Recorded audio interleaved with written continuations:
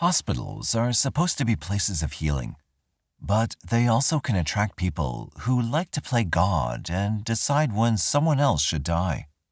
Those people may act out of a need for power or excitement, but many claim they do it from compassion. They just believe that certain patients would be better off dead. It's not clear when the suspicious deaths began in the Glendale Adventist Medical Center near the Ventura Freeway in Southern California. Elderly people die every day of natural causes. It doesn't take much to push them over the edge. If they're poor or have few relatives around to remark on it, they may die without anyone noticing that something was amiss. Reporter Paul Lieberman from the Los Angeles Times described the respiratory failure of a 75-year-old woman in 1996. Her name was Salbi Asatryan, and she was an Armenian immigrant. She was taken to the hospital on December 27th for extreme difficulty with breathing, so she went right into critical care, accompanied by her worried daughters, and was stabilized. Several respiratory therapists worked with her and felt sure she would pull through and improve. They expected her to be able to leave the hospital and go home. She was even breathing on her own and feeding herself. That's why everyone was surprised when 3 days after she'd begun to look better, she was found dead in her bed. Well, not everyone. There was talk around the hospital about the night shift and the magic syringe.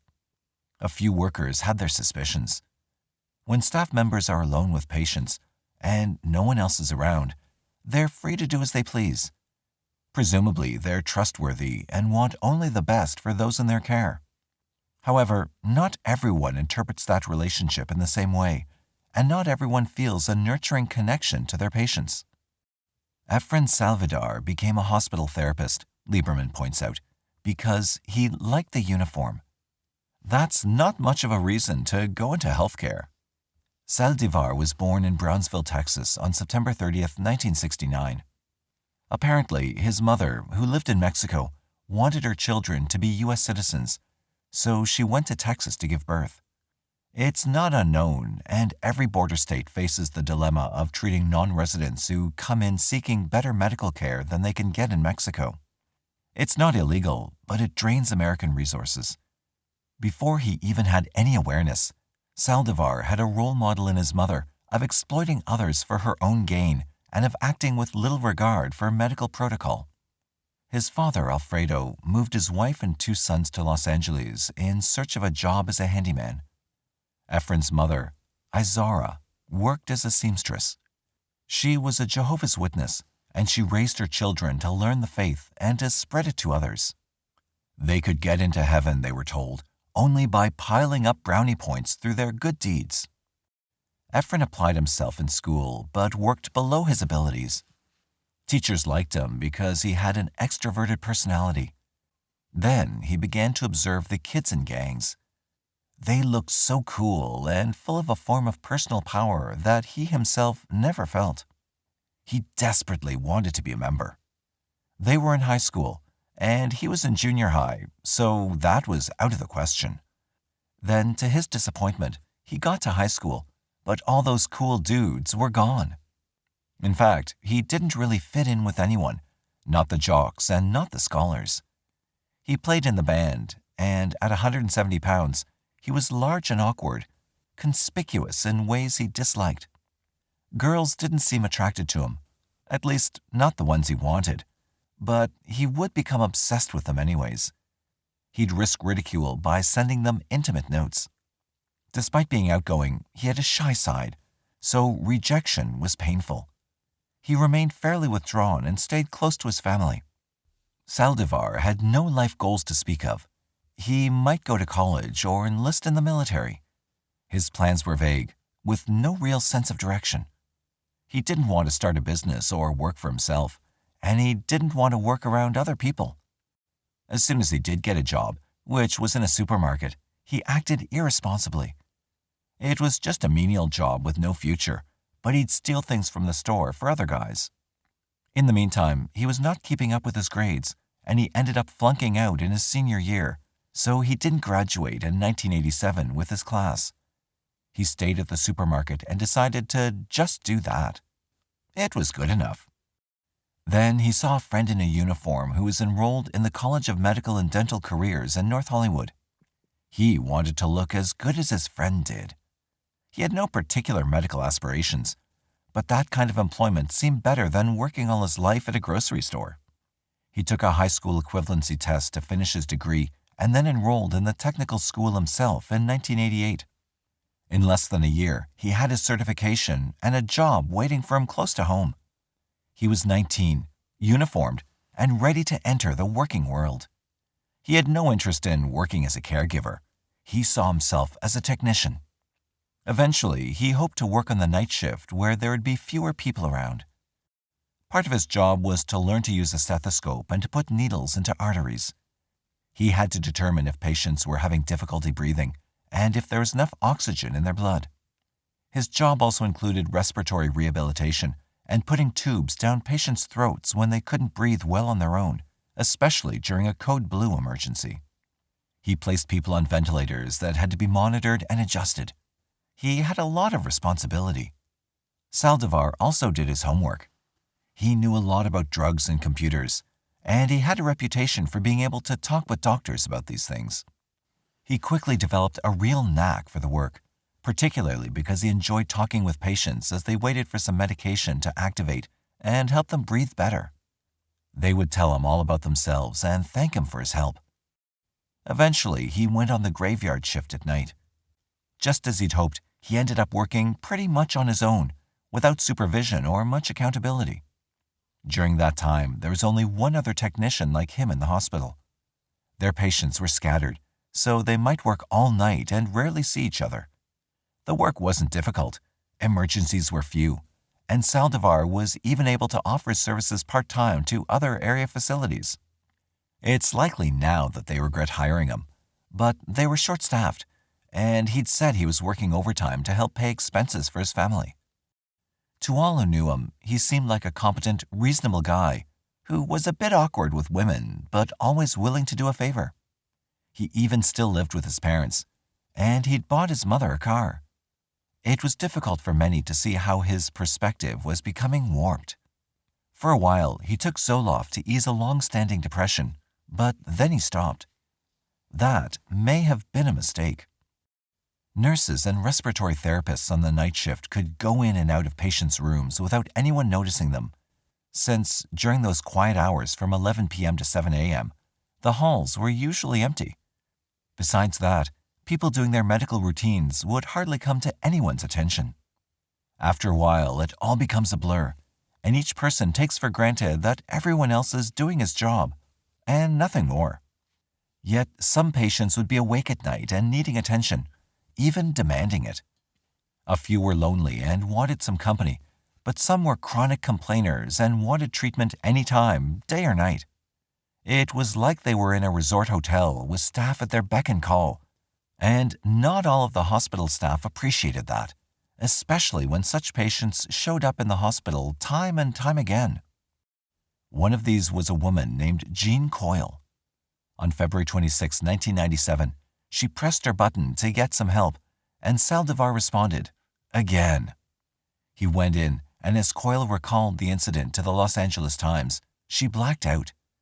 She did not know how it happened, but she came to and didn't give it another thought. Not until she heard about what was going on in that hospital. Then she viewed her experience in a different light.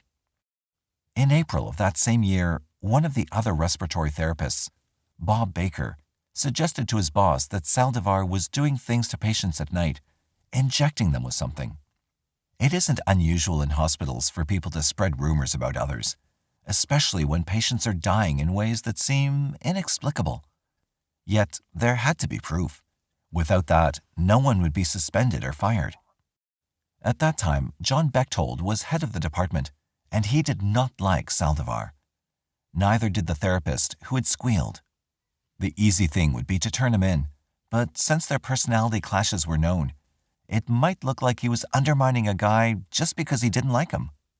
Bechtold needed more than innuendo, so he told another supervisor what he'd heard, and together they beefed up their vigilance. Often, when a healthcare worker is viewed as an angel of death or a medical professional who kills patients, a pattern begins to show up on that person's shift. Janine Jones, working in the children's ICU in a Texas hospital, had a high incidence of respiratory arrests among children over whom she had watched and who had entered the hospital without heart problems.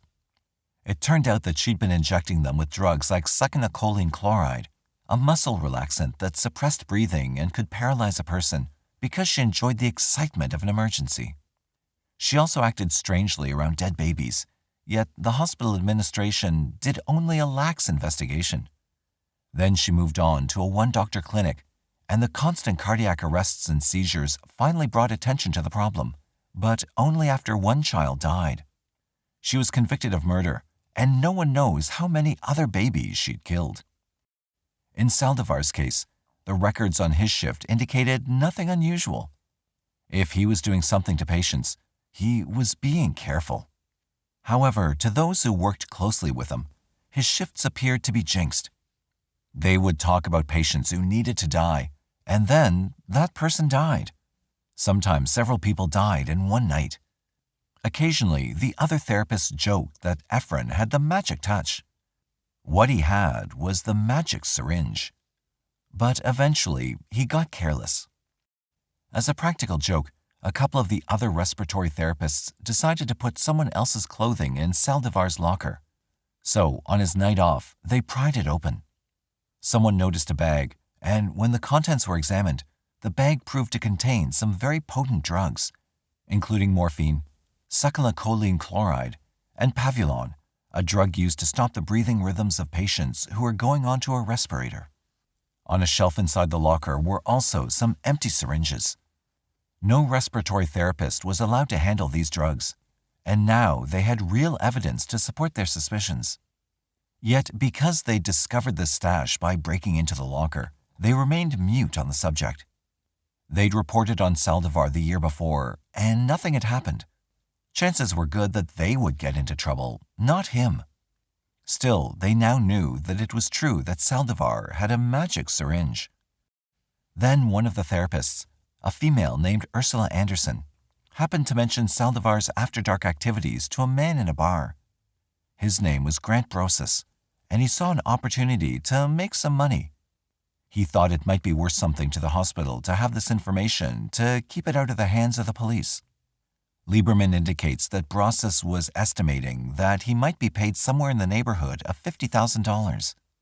So, in February of 1998, he called Glendale Adventist Medical Center.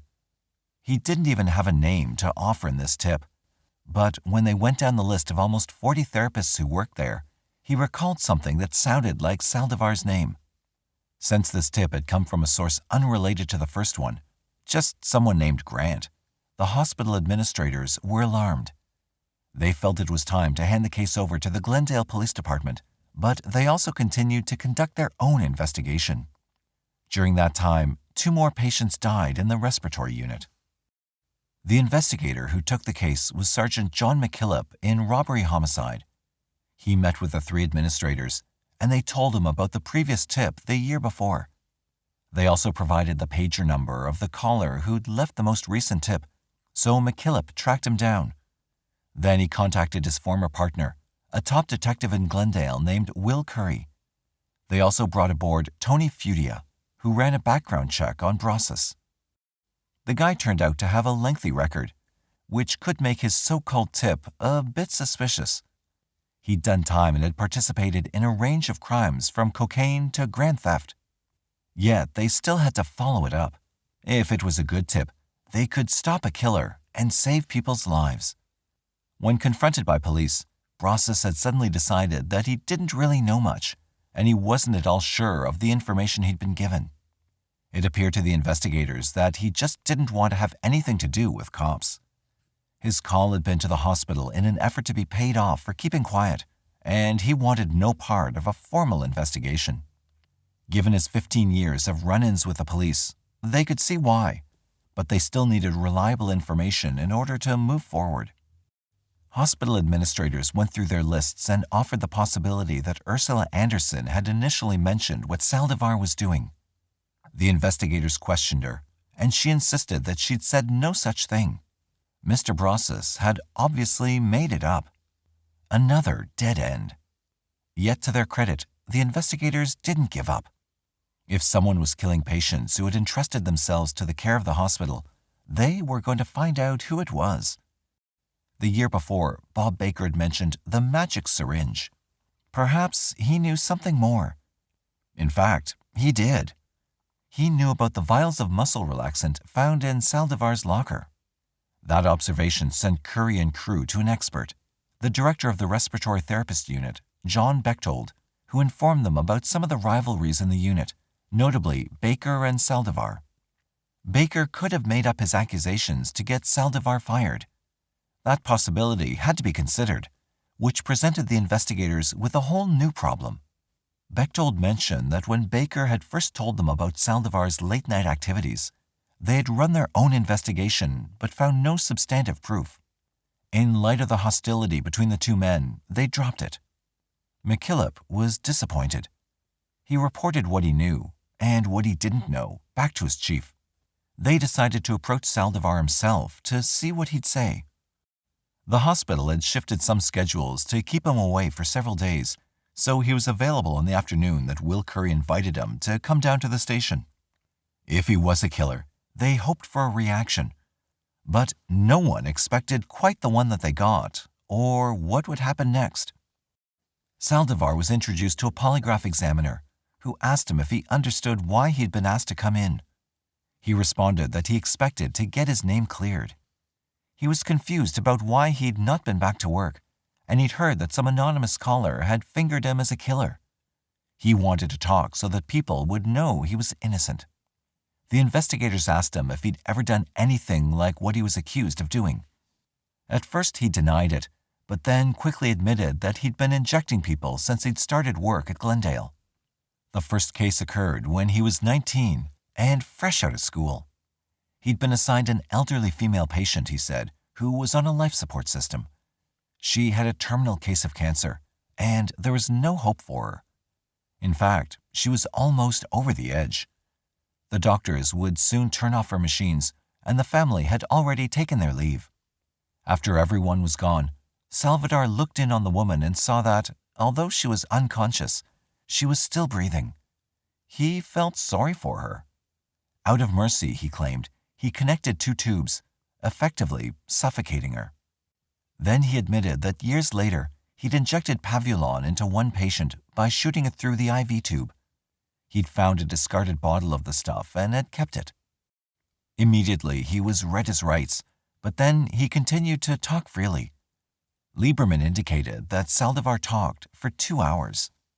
He said that his first lethal injection occurred in 1997. He'd only done that twice. Or, that's what he said at first. Curry mentioned that he'd probably do some investigating on his own, and Saldivar blurted out that he wasn't alone in this. There were others too. They would sometimes go from room to room, injecting people who shouldn't have to live any longer. He said he did this because he felt sorry for them. Curry asked if this involved more than 500 patients, and Saldivar assured him it was less than 50. He thought just over 40. So now, within moments, he'd climbed from 2 to 40-something, possibly 50. He had been convinced they were ready to die. To a BBC reporter later, Curry said that Saldivar's criteria for murder were that the patient had a do not resuscitate order, he or she was ready, and he or she was unconscious. He prided himself on having very ethical criteria as to how he picked victims.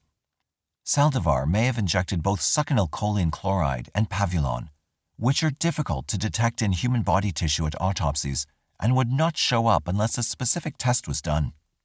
That meant finding the illegal drugs in his possession and possibly even exhuming bodies.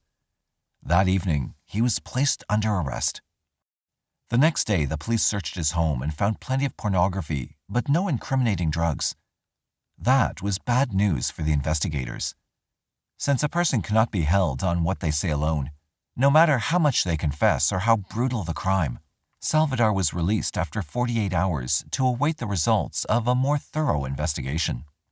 Based on this shocking information, however, Efren Saldivar was terminated on March 13, 1998, and just to be safe, the hospital suspended 37 other people in the respiratory department. Then he recanted his confession and said he hadn't really killed anyone.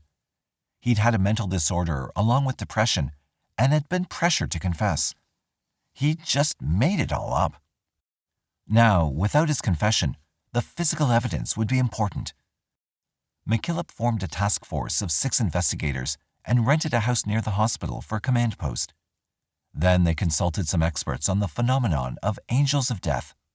Some do it out of mercy, they learned. Some for profit. Some to look like heroes when they revive the patient. And some from a pure sadistic delight in playing God. One doctor, Michael Swango, had gone from hospital to hospital, killing just to kill. Despite what Saldivar said, the detectives learned that making someone die by using pavulon was hardly merciful. Derived from an African drug, curare, the patient went into a conscious paralysis and felt every minute of the death by suffocation process. It was no easy experience, and they couldn't even scream for someone's attention. Their throat closed up, and they had to lie there helpless until it was over. Understanding all this made them realize they had an enormous job ahead of them. They had numerous records to sort through because over 1,000 patients had died at some point on Saldivar's shift during the 8 years he'd worked at the hospital. They couldn't very well exhume all of these people, so they began to narrow the list down to recent cases, specifically those deaths that appeared to be the most mysterious. The patient had seemed okay, and where the body was still available, not cremated. It took them a year at the command post to finally settle on 20. To put Saldivar in jail for life, they only needed a few obvious murders. One by one, throughout the summer months of 1999, the investigators brought potential victims up out of the ground. The pathologists examined them and took tissue samples from the livers, bladders, and muscles, and the toxicology lab then went to work. Brian Anderson, at the Lawrence Livermore Forensic Science Center in Oakland, California, demonstrated a new scientific protocol for the proper procedure to revive and preserve the biological evidence. He concentrated on pavulon because succinylcholine chloride breaks down into elements natural to the human body, and because the test recently discovered for its detection in Sweden was expensive. Pavulon was a synthetic muscle relaxant sometimes given in low doses to patients on respirators, and it could remain detectable in the body for years. In order to prove that a homicide had taken place, Anderson and his team looked for dosage levels out of the normal range. At first, they reported only negative results, which disappointed the task force. They hoped they had not just spent a year and a half of their time for nothing. Then, Anderson got some hits. First, there were 3, and then, after the 20 exhumations were complete, he found 6 that gave positive results. In January 2001, criminal charges were prepared. The officers followed Saldivar, now 31, to work one morning on his way to a construction job, and then arrested him for the murder of 6 patients, all of them elderly, and one of them a mentally disabled woman. He was booked and reminded of his rights. He began to talk once more, but this time he said that he'd been understaffed on some shifts, so to ease the workload, he'd eliminated a few patients. As Lieberman describes it, when he was at his wit's end, he would look at the board and decide, who do we have to get rid of? He admitted that he'd killed patients at other hospitals too, where he'd worked part-time. He'd mentioned this before, but had not admitted to actually giving injections. After 60 victims, he'd lost count. He figured it was more than 100. It had just been a gradual thing, an act that had bothered him a little at first, but then he'd grown used to it and let it all slip from his mind. You don't plan it, he said to investigators. After that, you don't think about it for the rest of the day, or ever. Between this confession and the evidence, it was enough to go to court. The lead prosecutor prepared the case, finding a star witness in Jean Coyle, the complaining patient whom Saldivar had attempted and failed to kill. Thus, along with the 6 murder charges, was an attempted murder charge too. Ursula Anderson, the female respiratory therapist who knew what Saldivar was doing, got immunity in exchange for her agreement to testify that she had given Saldivar the pavulon and knew what he was doing with it. Around this time, 3 full years after the murders first came to light, the Glendale Adventist Medical Center put out a statement in a press conference. They apologized to the families and assured them that they were helping the police, who had already expended thousands of man-hours with the investigation. They were disheartened by the way someone would so shockingly abuse a position of trust, especially one to which people were so vulnerable. The hospital spokesperson said that they had no idea how Saldivar obtained the drugs that he used, but as a result of this case, they had tightened their own controls and procedures. Hereafter, they would institute a mortality analysis, in which a single physician would review all records after a death, thus making it possible to spot suspicious trends and patterns. The data would be set in columns for easier visibility. They would have greater control over the types of drugs that could be used to induce death. The respiratory therapists would now be subject to the orders of a physician for the use of a ventilator. In addition, there would be computer surveillance of all ventilator settings so that the changes made would be recorded on a printed report. Any medications not used during a code blue resuscitation would be secured at the conclusion of the incident. The hospital ordered settlements, and a few families accepted. In March 2002, Saldivar pleaded guilty to 6 counts of murder in exchange for life imprisonment rather than the death penalty, although the prosecutor had never intended to go for the ultimate sanction. Saldivar contested nothing about the investigation and accepted his sentence, which was formally meted out on April 17th. Judge Lance Ito, who had presided over the O.J. Simpson criminal trial during the mid-90s, gave Saldivar 6 consecutive life sentences and 15 more years for attempted murder. Saldivar did offer an apology to the families. "I know there's nothing I can say," he mumbled, "that can soothe their anger or bring relief to their anxiety. I want to say that I'm truly sorry, and I ask for forgiveness, although I don't expect any." Had he been executed, Lieberman points out, he'd have been given the same drug as the one he'd used on his patients. In May 2002, the California Department of Consumer Affairs Respiratory Care Board petitioned a judge to suspend the license of Ursula Anderson. She had aided and abetted a criminal and had acted unprofessionally and with extreme neglect. 3 other therapists who worked with Saldivar were put under investigation as well. Right away, there was film interest in the story. Disney-based Spyglass partners Roger Birnbaum and Gary Barber bought the rights for a feature-length film, which plays the cold and cunning angel against the shrewd but fatigued Detective McKillop. A script is written, and production is scheduled for the summer of 2002.